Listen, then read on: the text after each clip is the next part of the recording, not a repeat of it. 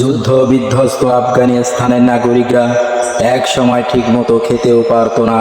দেশটায় ছিল না কোনো ঘাসের সবুজ মাঠ, আর টার্ফের উইকেট যে কি সেটা অজানাই ছিল তাদের।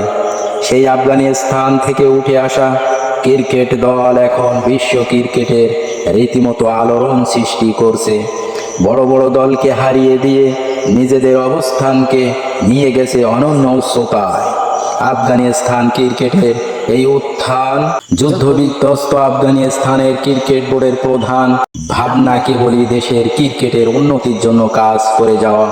সব ধরনের প্রতিকূল পরিস্থিতিতে সেটাই করে যাচ্ছে দেশটির ক্রিকেট বোর্ড। ফলাফলটা দৃশ্যমান।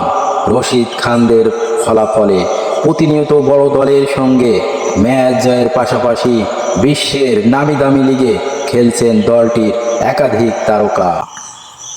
আফগানিস্তানের প্রদেশ সংখ্যা 34টি, এর মধ্যে 32টি প্রদেশে নিয়মিত প্রাদেশিক ক্রিকেট টুর্নামেন্ট আয়োজিত হয়ে থাকে।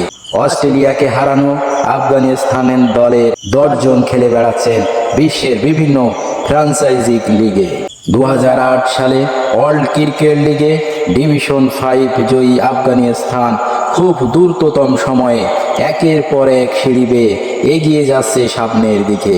2009 সালে প্রথমবার আন্তর্জাতিক ওয়ানডে ক্রিকেটে পা রাখা দলটি 2010 টি-20 বিশ্বকাপ দিয়ে অভিষেক হয় বিশ্ব আসরে। 2011 ওয়ানডে বিশ্বকাপ খেলতে না পারলেও ওয়ানডে মর্যাদা পেয়ে যায় ততদিনে। মোহাম্মদ নবীর নেতৃত্বে 2015 সালে ওয়ানডে বিশ্বকাপ দিয়ে যাত্রা শুরু। বিশ্বকাপের অভিষেক হয় আফগানিস্তানে।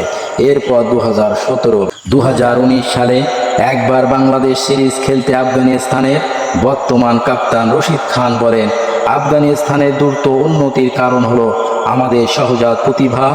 বাচ্চা বয়সে ক্রিকেট শুরুর সময় মৌলিক ব্যাপারগুলি শিখতে হচ্ছে, এরপর আস্তে আস্তে উন্নতি করতে করতে ভালো ক্রিকেটার হয়ে উঠতে হয়। কিন্তু কম বয়সে যদি বোঝা যায় যে সহজাত প্রতিভা ও স্কিল আছে এবং সেসব নিয়ে আরও কাজ করা যায়, তাহলে সেরা হয়ে ওঠা যায়।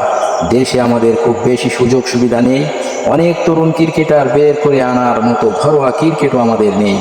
তবে ভালো ব্যাপার হলো আমাদের অনেক সহজাত প্রতিভাবান ক্রিকেটার আছে, এই কারণে আফগানিস্তানে এই পর্যায়ে উঠে এসেছে। তিনি আরও বলেন, 10-15 বছর আগে আমাদের সিনিয়ররা যখন ক্রিকেট শুরু করেছে সেই সময় আমাদের সুযোগ সুবিধা ছিল শূন্য, ছিল না কোনো মাঠও। গোটা আফগানিস্তানে কোনো ঘাসের মাঠ ছিল না, সারা দেশে কোনো ট্রাম্প উইকেট ছিল না, তারা সিমেন্টের উইকেটে খেলতেন। তারা ওই সময় অনেক লড়াই করেছে, কিন্তু তাদের ভাবনা ছিল আফগানিস্তানের ক্রিকেটকে পরের ধাপে নিয়ে যাওয়া। তাদের সেই দক্ষতা ও প্রতিভা ছিল। টেনিস বলের ক্রিকেট থেকে ক্রিকেটারদের এনে তারা সরাসরি এই পর্যায়ে খেলিয়েছেন। তবে তাদের মানসিকতা এরকম ছিল যে দলের জন্য সেরাটা দিতে তারা সক্ষম। তাদের সেই ধৈর্য ছিল, আমার মতে সেটি আফগানিস্তানকে আরও বিশেষ করে তুলেছে। এখন আমরা সেরা সুযোগ সুবিধা ও কোচ সহ সব কিছু পাই, নিজেদেরই দেখভাল করতে পারি ও সেরা ক্রিকেটার হয়ে উঠতে পারি। আমেরিকার সাবেক প্রেসিডেন্ট হিলারি ক্লিনটন গোল্ডম্যান সাকসের বক্তৃতায় আফগান ক্রিকেট দলের উদাহরণ টেনে বলেছিলেন, যুদ্ধ বিধ্বস্ত জাতি কিভাবে একটা খেলাকে আঁকড়ে ধরে বাঁচার স্বপ্ন দেখতে পারে তার বিরল নজির এই আফগানিস্তান। যে দেশের খেলোয়াড়রা এখনো দেশের মাটিতে খেলতে পারে না, ভারতের দেরাদুনে স্টেডিয়াম ভাড়া করে খেলতে হয় তাদের। আত্মঘাতী হামলাকারীরা আজও হামলা করার জন্য লক্ষ্য বস্তু বানায় কাবুল কান্দাহারের ক্রিকেট স্টেডিয়ামগুলো।